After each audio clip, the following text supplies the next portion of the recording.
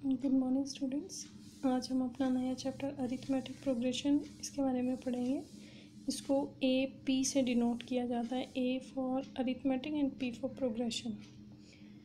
चलिए, यहाँ कुछ पैटर्न आपको दिया हुआ है।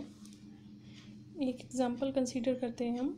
That is Namita school offered her a scholarship of 1000 rupees when she was in class 6 and increase the amount by 500 each year till class 10. The amount of money Namita received in class 7th, 8th and 9th and 10th were respectively given. तो नमिता को school scholarship offer कर रहा है 1000 rupees की जब वो class 6 में थी, और ईच ईयर 500 रुपीज़ इंक्रीज़ करेगा जब तक कि वो क्लास 10th में होगी। तो मतलब हर साल उसकी स्कॉलरशिप में 500 रुपीज़ ऐड होने वाले हैं। तो आपको जो अमाउंट है नमिता जो रिसीव करेगी क्लास 7th में, वो कितना हो जाएगा 1000 प्लस 500 इक्वल्स टू 15।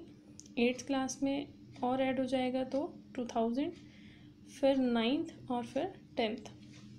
तो हर साल 500 रुपीज़ ऐड हुए। तो नमिता की जो अमाउंट उसको मिला है 7th क्लास में मिला उसको 1500, फिर 2000, फिर 2500 एंड 3000 इन क्लास 10। तो ये जो नंबर्स हैं एक लिस्ट फॉर्म हो गया ना, और 500 हर साल ऐड होता गया।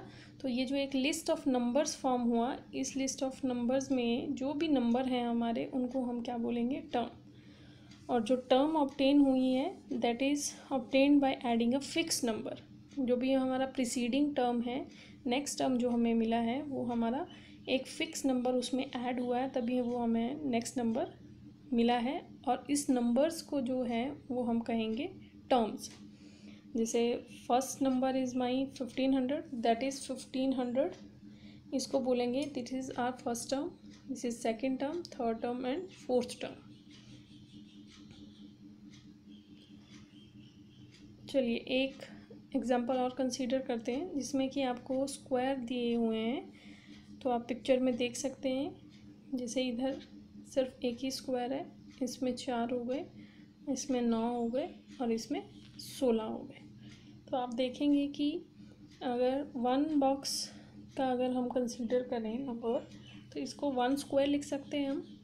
ये 4 बॉक्सेस हैं, अगर इसको स्क्वायर में लिखना रहे तो मैं इसको 2⁻² लिख सकती हूँ, और इन 9 स्क्वायर्स को मैं 3⁻² लिख सकती हूँ, और 16 को 4⁻² लिख सकती हूँ। तो आप देखेंगे कि जो मेरा लिस्ट ऑफ नंबर्स यहाँ फॉर्म हुआ, जैसे 1, 4, 9, 16, तो ये जो नंबर फॉर्म हुआ है ये सक्सीडिंग टर्म का स्क्वायर है। मीन्स ये एक पैटर्न फॉलो कर रहा है कि जो मेरा नेक्स्ट नंबर है उसका स्क्वायर मैं कर दूँ तो मुझे वो नंबर ऑफ बॉक्सेस मिल जाएंगे। तो अरिथमेटिक प्रोग्रेशन क्या है, अब उसी के बारे में हम पढ़ेंगे। अरिथमेटिक प्रोग्रेशन को समझने के लिए कुछ एग्जांपल्स यहाँ आपके लिए स्लाइड्स में लिखे गए हैं, और देखेंगे अभी इस नंबर्स में हमने देखना है कि इन नंबर्स का जो पैटर्न है वो कैसा है। जैसे 1, 3, 5, 7, 9। तो आप देखेंगे कि 1 में जब हम 2 को ऐड कर रहे हैं तो हमें 3 मिल रहा है, फिर 3 में जब 2 ऐड कर रहे हैं तो 5 मिल रहा है, और फिर जब 5 में ऐड कर रहे हैं 7, और 7 में जब 2 ऐड कर रहे हैं तो 9 मिलेगा। तो each term is obtained by adding 2 to the previous term. तो जो नेक्स्ट टर्म हमें मिल रही है वो 2 को ऐड करने पर, प्रीवियस टर्म में 2 को ऐड करने पर मिल रही है। Now next example 10, 8, 6, this is decreasing sequence of numbers.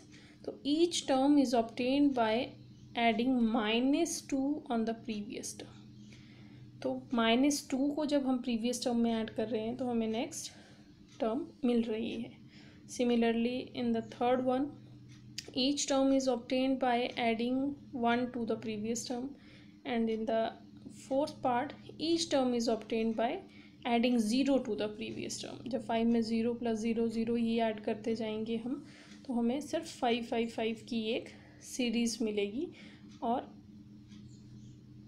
In series जो फॉर्म हो रही हैं, जो एक फ़िक्स नंबर हम ऐड करते हैं या सब्ट्रैक्ट कर रहे हैं, तो हमें एक फ़िक्स नंबर जो है उसी को यूज़ कर रहे हैं, एडिंग में भी सब्ट्रैक्शन में भी। तो एक पैटर्न ये फॉलो करता है, और ये जो सीक्वेंस ऑफ नंबर्स हमें मिला है इसको हम बोलेंगे कि ये एपी है। और ये सीक्वेंस ऑफ नंबर जो हमें मिला वो प्रीवियस टर्म में एक फ़िक्स नंबर को ऐड करने पर ही मिला है। तो हम अगर अरिथमेटिक प्रोग्रेशन को डिफ़ाइन करना चाहें तो उसको डिफ़ाइन कर सकते हैं that arithmetic progression is a list of numbers in which each term is obtained by adding a fixed number to the previous term। तो अरिथमेटिक प्रोग्रेशन क्या है? लिस्ट ऑफ नंबर्स है जिसमें कि हमने एक फिक्स नंबर को ऐड किया है प्रीवियस नंबर में, तो हमें नेक्स्ट नंबर मिलता है। तो एपी में जो फिक्स नंबर की बात की जा रही है उस नंबर को हम बोलते हैं common difference. The fix number in the AP is known as common difference of the AP, और ये it can be positive, negative और zero.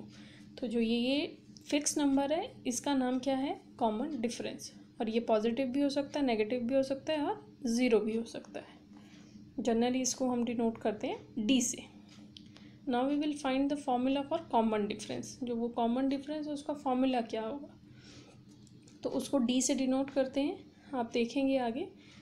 Now let us denote the first term of an A P by A1, second term by A2। और जब मेरी A P में number of terms अगर मुझे नहीं पता है, मैं उसको n से डिनोट कर दूँ, तो उस nth टर्म को मैं बोल दूँगी कि वो an होगा। And the common difference bye d। अगर d कॉमन डिफरेंस है तो उसको कैसे फाइंड किया जाएगा? A2 minus A1। Second term minus first term करें तो हमें d मिलेगा, कॉमन डिफरेंस मिलेगा। Similarly A3 minus A2, an minus an minus 1, ये सब इक्वल होंगे। इट मीन्स कि वो जो सीक्वेंस ऑफ नंबर्स है वो AP फॉर्म करता है। और एक जनरल फार्मूला अगर हमें कॉमन डिफरेंस फाइंड करने के लिए चाहिए तो वो क्या हो जाएगा हमारे पास? an minus 1 equals to d। तो d मुझे फाइंड करना रहेगा, तो nth टर्म में से मैं प्रीवियस टर्म को सब्ट्रैक्ट करूँगी तो मुझे मेरा कॉमन डिफरेंस मिल जाएगा। With the help of this formula हम AP में कॉमन डिफरेंस फाइंड कर सकते हैं easily. Now the general form of an AP, we can see that जो हमारा AP है वो जो हमें मिलता है, तो हम एक फ़िक्स नंबर की बात कर रहे थे कि एक फ़िक्स नंबर ऐड करने पर मिलता है। जैसे अगर मेरे पास 1 2 3 4 एंड सो ऑन एक कोई AP है, तो इसमें आप देखेंगे कि अगर मैं 1 + 1 करती हूँ, फर्स्ट टर्म में एक फ़िक्स नंबर ऐड कर रही हूँ तो मुझे सेकेंड टर्म मिल रहा है। और उस सेकेंड टर्म में जब मैं उसी फिक्स नंबर 1 को ऐड करती हूँ तो मुझे 3 मिलता है। अगेन जब उस 3 में मैं फिक्स नंबर 1 को ऐड करती हूँ तो मुझे 4 मिलता है, एंड सो ऑन। इस तरह मुझे जो मेरा सीक्वेंस फॉर्म हो रहा है वो एक फ़िक्स नंबर d को ऐड करने पर हो रहा है। तो इस तरह से मैं अपने AP को फॉर्म कर सकती हूँ। तो इसके लिए हम इसका जनरल फॉर्म कैसे लिखते हैं उसको देखेंगे। जनरल फॉर्म लिखना हो, अगर मुझे फर्स्ट टर्म लिखना है A1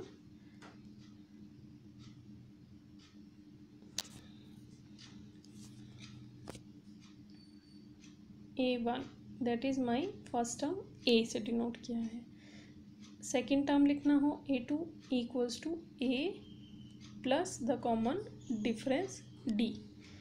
A3 लिखना हो तो A plus A2 previous term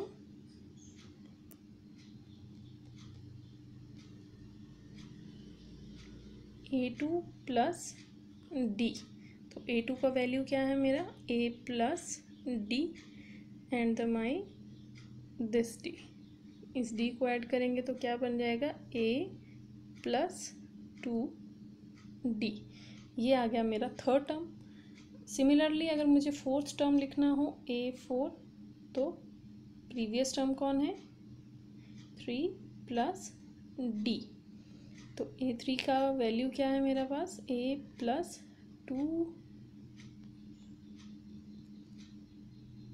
2D plus D. तो ये बन जाएगा हमारे पास A plus 3D and so on. इसी तरह हम n टर्म्स तक इसको लिख सकते हैं। तो चलिए, अगर मुझे nth टर्म लिखना हो तो मेरा फॉर्मूला क्या बनेगा, एक जनरल रूल अगर मुझे लिखना हो तो क्या हो जाएगा वो, an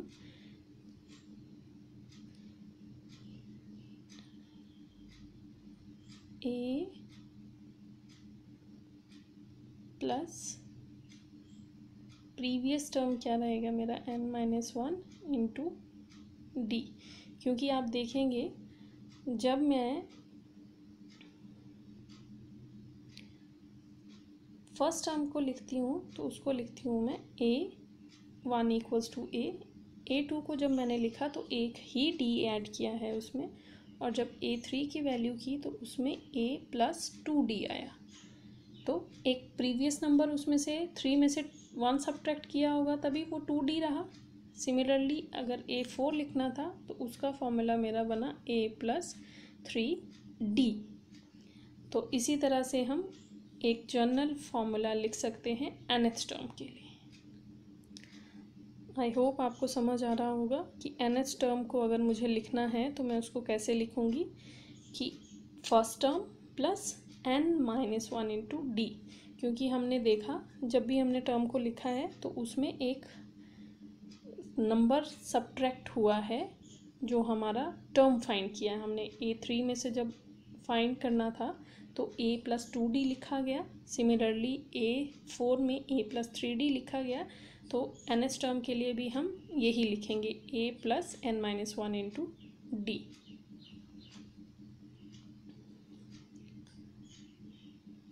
so general form of an AP अगर मुझे लिखना हो तो मैं उसको लिख सकती हूँ AN equals two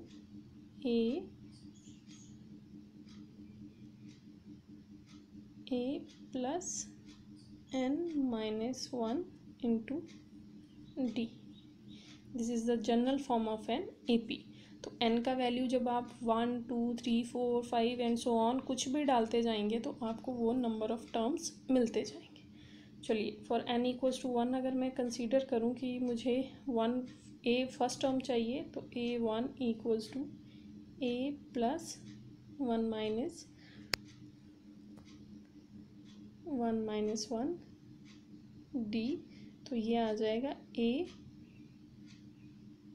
plus 0D और A ही बोलेंगे। तो आप देखेंगे इधर कि जो मेरा फर्स्ट वैल्यू है AN टर्म्स, फर्स्ट टर्म वो A ही है, जैसा कि हमने पीछे भी बताया। चलिए, अगर मुझे इसको n इक्वल्स टू